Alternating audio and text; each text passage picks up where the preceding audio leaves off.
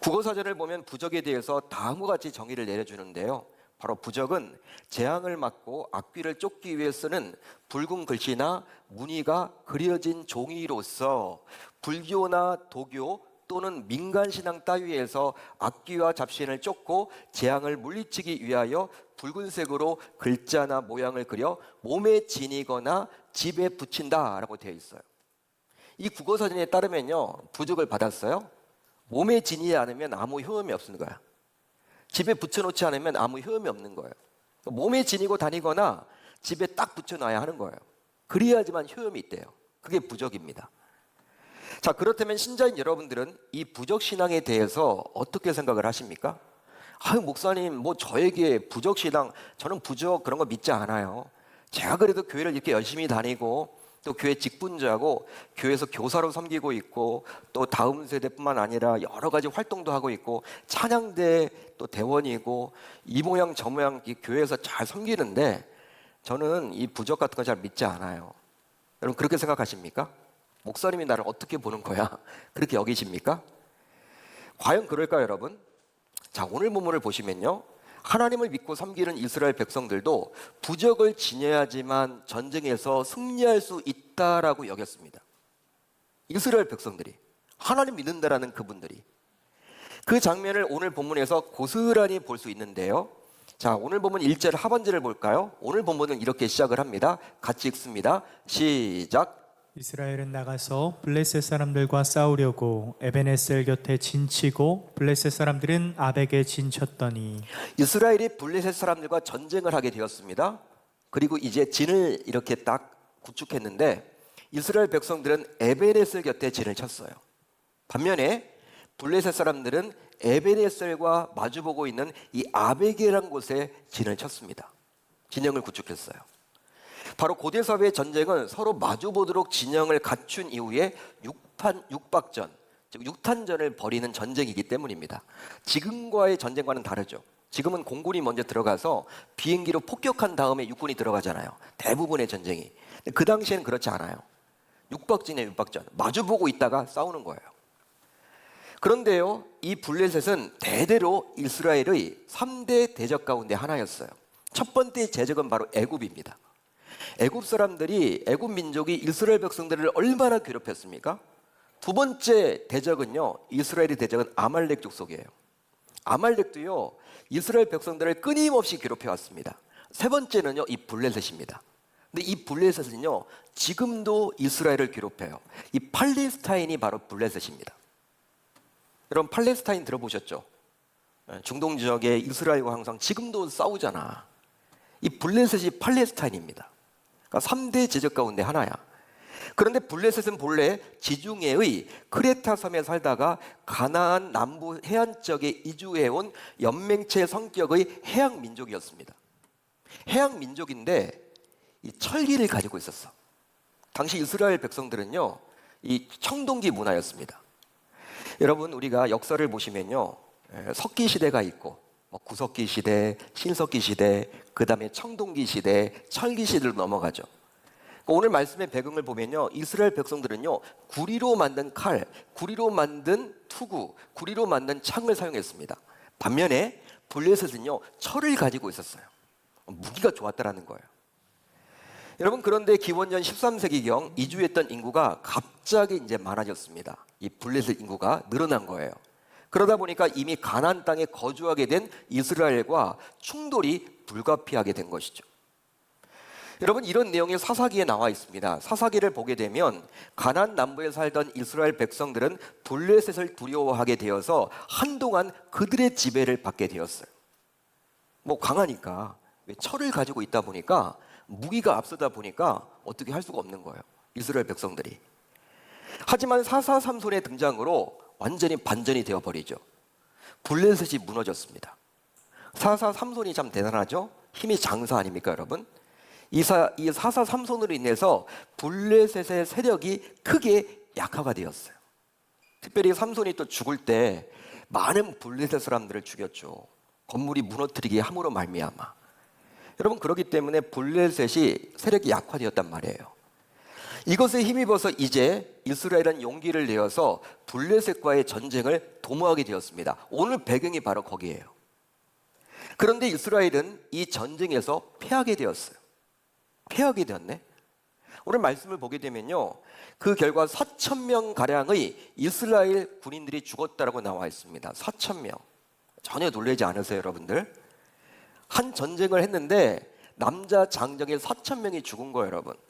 이게 왜 심각한 전쟁이냐면 지금은 4,000명 죽을 수 있습니다. 왜? 포탄을 떨어뜨리니까. 화약이 있잖아요. 총이나 여러분 비행기에서 포탄을 떨어뜨리면요, 순간순간 뭐 수백 명이 죽을 수도 있고 수천 명이 죽을 수도 있어요. 도심 가운데 떨어뜨리면. 그런데 그 당시에는요, 육박전입니다. 육탄전이에요. 칼과 창, 화살로만 여러분 싸워야 돼. 4,000명이 죽었다라는 것은요, 다친 사람은 더 많다라는 거예요. 다친 사람은 더 많다니까요. 부상당한 사람들은. 여러분 얼마나 잔인한 전쟁이었는지를 알 수가 있는 거예요. 4,000명이 죽었다라는 것은요.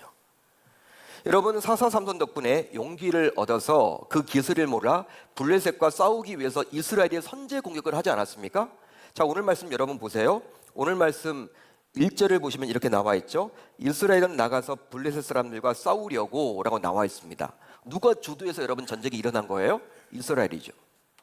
4.4 삼손에 의해서 용기를 얻어서. 그런데 그 전쟁에서 결국 패하게 되었으니 아마도 이스라엘은 당시 너무나도 당황스러웠을 거예요. 황당했을 거예요. 이건 뭐야? 야, 우리가 이겨야 될 전쟁에서 왜 지게 된 거야? 이런 여러분 생각을 가졌겠죠. 그래서일까요? 오늘 말씀을 보게 되면 이스라엘 백성들의 리더라 할 수 있는 장로들이 이것을 수습하고자 대책회의를 열게 되었습니다. 대책회의를 열게 되었어요. 이제 그 장로들은 다음과 같은 결정을 내리게 되었는데요. 우리 한번 같이 읽어봅니다. 시작. 이스라엘 장로들이 이르되 여호와께서 어찌하여 우리에게 오늘 블레셋 사람들 앞에 패하게 하셨는고 여호와의 언약궤를 실로에서 우리에게로 가져다가 우리 중에 있게 하여 그것으로 우리를 우리 원수들의 손에서 구원하게 하자 하니 이에 백성이 실로에 사람을 보내어 그룹 사이에 계신 만군의 여호와의 언약궤를 거기서 가져왔고. 실제 고대 사회에 있어서 전쟁의 승패는 얼마나 무기가 좋으냐, 최신 무기냐, 또는 얼마나 군사의 숫자가 많으냐, 그것에 달려있다라고 사람은 생각하지 않았어요. 즉 누구의 신이 더 세냐. 고대 사회의 전쟁은요, 신들의 전쟁입니다. 그러니까 누구 신이 더 세냐. 고대 사회 사람들은 다 신을 섬겼단 말이에요. 나름대로 자신들의 신이 있습니다. 누구 신이 세냐, 거기에 전쟁의 승패가 달려있다고 보았습니다. 따라서 이스라엘 장로들도 이번 전쟁에서 자신들이 지게 된 것은 바로 하나님이 전장터에 계시지 않았기에 그 하나님을 전장터로 모시고 와야 한다라고 생각했던 거예요. 여러분, 이스라엘 백성들은요, 하나님을 잘 섬겼죠. 하나님이 어떠한 분인지를 알았습니다. 하나님은 아브라함의 하나님, 이삭의 하나님, 야곱의 하나님, 그리고 본인들의 하나님이었어요. 만왕의 왕이셨어요. 창조주셨어요. 우주 만물을 말씀 하나로 다스리셨어요. 이걸 모르지 않습니다. 그러니까 자신들이 믿는 하나님이 진리가 없어. 그런데 왜 이번 전쟁에서 지게 된 것입니까? 하나님이 지금 이 전장터에 계시지 않기 때문에, 실로에 머물고 있기 때문에 이 언약궤를 빨리 가져와서, 이게 하나님이니까 이 전장터에 가져다 놓으면 다음번에 전쟁할 때는 반드시 승리할 것이라고 여겼다라는 거예요. 하나님이 계시지 않기 때문에 첫 번째 전투에서는 그렇게 4,000명이나 죽을 수밖에 없다라고 장로들은 여겨서 결과적으로는 실로에 머물던 이 언약궤를 이제 전장터로 끌고 온 겁니다. 그 결과 이제 어떻게 되었습니까? 전쟁에서 져서 시무룩했던 이스라엘 백성들은 사기가 충천하게 되어서 백성들이 큰 소리를 외치니 오늘 말씀을 보게 되면 땅이 진동할 정도였다고 나와요. 얼마나 큰 소리로 환호를 했으면. 그만큼 장로들뿐만 아니라 일반 백성들도 언약궤를 전장터에 가져왔기에 이제 다음 전투에서는 반드시 우리가 이긴다라고 확신을 가진 거예요. 실제 전쟁에 있어 군사의 사기는 너무나도 중요한데 언약궤를 가져오게 됨으로 말미암아 이스라엘 군사들은 사기충천하게 된 것입니다. 오늘 말씀이 그 내용이 나오죠. 반대로 블레셋 사람들은요, 어떻게 되었습니까? 이제 첫 번째 전투에서 이겼단 말이에요. 야, 우리가 이겼구나. 사기가 충천했던 그들은요, 이제 이스라엘 진영에서 막 요란스러운 소리가 들림을 통해서 이제 그 언약궤가 이스라엘 진영에 도착했음을 깨닫게 되었어요. 그리고 나서 여러분 그 반응이 나오는데요. 우리 한번 같이 읽어봅니다. 7, 8절 시작. 블레셋 사람이 두려워하여 이르되 신이 진영에 이르렀도다 하고 또 이르되 우리에게 화로다. 전날에는 이런 일이 없었도다. 우리에게 화로다. 누가 우리를 이 능한 신들의 손에서 건지리요. 그들은 광야에서 여러 가지 재앙으로 애굽인을 친 신들이니라. 블레셋 사람들은 언약궤가 이스라엘 진영에 들어옴을 알게 된 이후 두려움에 떨게 되었다라고 성경은 말해주고 있습니다. 이 두려우게 된 거예요. 역전이 된 거예요, 여러분. 이스라엘 백성들과 이 블레셋 군사들이 언약궤가 옴으로 말미암아 전장터에 이제 완전히 반대 그러한 감정을 가지게 된 거죠. 여러분, 블레셋이 여러분 두려움을 가진 이유가 무엇입니까? 바로 언약궤를 신, 즉 이스라엘의 하나님으로 동일하게 여겼기 때문이에요. 그런데 이 신은 능한 신인데 이 신은 어떤 역할을 했었냐면 예전에 출애굽의 과정 중에 바로와 애굽의 군대를 재앙으로 치시기까지 했다라고 본인들은 기억을 떠올린 거예요. 블레셋은 이 재앙이 광야에서 일어났다라고 오늘 말씀이 나와 있죠. 애굽에서 일어난 것이 아니라 왜 이렇게 기록을 했냐면 그들이 보기에 애굽조차 사막과 광야에 둘러싸였기에 광야라고 그냥 이야기를 하고 있는 거예요. 실제로 당시 언약궤가 이스라엘 진영에 온 것으로 인해서 블레셋 사람들은 7절에서 어떻게 이야기를 합니까? 우리에게 화로다. 또 8절에서 또 이야기를 해요. 우리에게 화로다.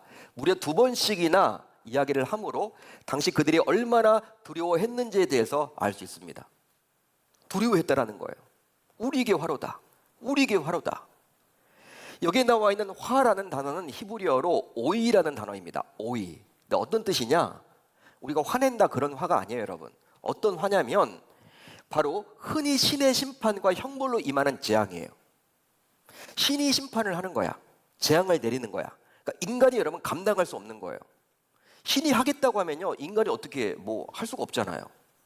지금 이 언약궤가 옴으로 말미암아 그 애굽을 치셨던 그 하나님이 누군지는 잘 몰라도 그분이 이제 우리를 치시면 어떡할까? 여러분 고민에 빠지게 된 거예요. 지금 블레셋 사람들은 그 진영에 이스라엘 진영에 이 언약궤가 옴으로 말미암아 결국 두려움에 그게 달했다고 볼 수 있는 것이죠. 그런데 여러분 우선 3장 1절을 보세요. 사사 시대의 말기요 엘리 제사장이 다스리던 시대의 영적인 상황에 대해서 알 수가 있는데 3장 1절은 이렇게 시작을 합니다. 이에 사무엘이 엘리 앞에서 여호와를 섬길 때에는 여호와의 말씀에 희귀하여 이상이 흔히 보이지 않았더라. 여러분 여호와의 말씀이 희귀했다. 이 말이 뭐예요? 말씀이 있긴 있는데 희귀하게 있다는 거야. 선명하지 않았다는 거야. 계속 진행되지 않았다는 거야.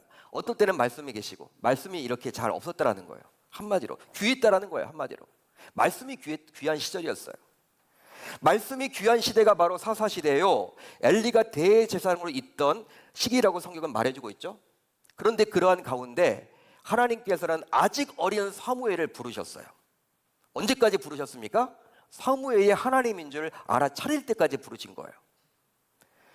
그리고 하나님은 그에게 엘리 집안의 심판에 대해서 말씀을 해주십니다.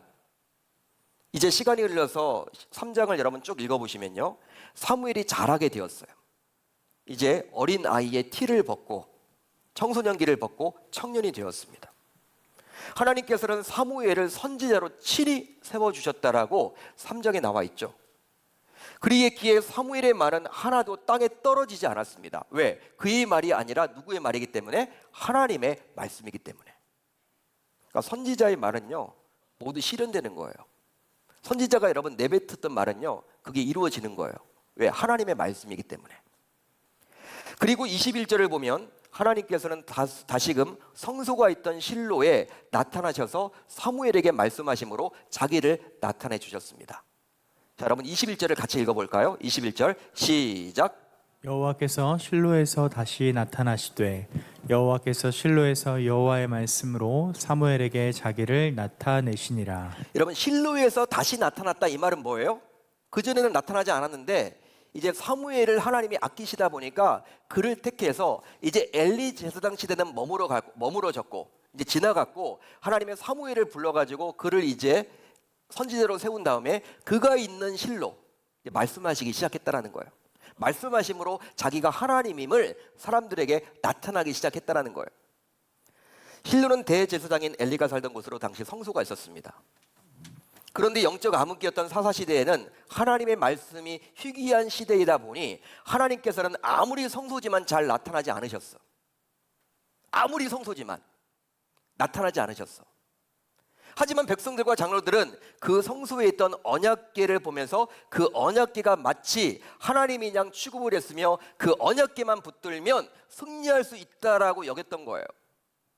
하나님은 말씀도 하지 않으셨는데 그냥 그를 우상 취급한 거야. 하나님처럼 언약궤를 부적처럼 여겨버린 거예요. 지금 말씀이 희귀해서 하나님이 잘 나타나지 않았음에도 불구하고 오직 성물인 언약궤만을 붙들고 살아가면 성공할 수 있다라고 여겼던 것입니다. 마치 언약궤가 부적처럼 사용된 것이죠. 그런데 이제 하나님께서는 자신의 때에 사무엘을 마지막 사사요 선지자로 세워서 친히 말씀하사 자신을 드러내 주셨습니다. 바로 성소가 있던 실로에서 말이죠. 따라서 언약궤 그 자체가 중요한 것이 아니라 하나님의 말씀이 임하게 될 때 언약궤는 언약궤다울 수 있는 거예요. 믿으시면 아멘. 믿으시면 아멘. 하나님의 말씀이 임해야지만 언약궤가 언약궤다울 수 있다는 거예요. 제 역할을 감당할 수 있다는 것이죠. 그러기 이제 하나님께서는 사무엘 선지자를 통해서 말씀해 주셨습니다. 여러분, 그러기에 4장 1절은 이렇게 시작을 하죠. 사무엘의 말이 온 이스라엘에 전파되니라. 여기 나와 있는 사무엘의 말은요, 하나님의 말씀이에요.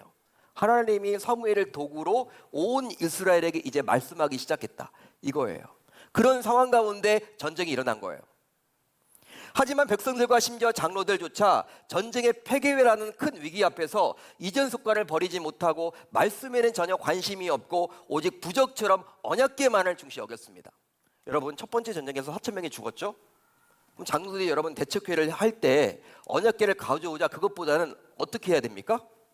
이미 여러분 사무엘의 말을 통해서 하나님이 말씀하고 계셨던 시대예요. 야, 그러면 언약궤가 아니라 그거 하지 말고 빨리 사무엘 선지자를 모시자. 이 전장터로 모셔서 하나님의 뜻을 물어보자. 여러분, 이렇게 여러분 대책을 회의를 해야 되는데 말씀이 중요하니까 하나님의 말씀을 듣자. 사무엘 선지자를 빨리 전장터로 모셔서 하나님께서 왜 전쟁에서 지게 했는지 우리가 좀 알아보자. 그렇게 해야 될 텐데 그렇게 하지는 않고 예전에 했던 대로 언약궤만 가져오면 그걸 부적 삼아서 그게 하나님이니까 전장터 모시면 우리가 전쟁에서 승리를 거두겠지, 그렇게 여겼다라는 거예요. 너무나 안타까운 일이죠, 여러분.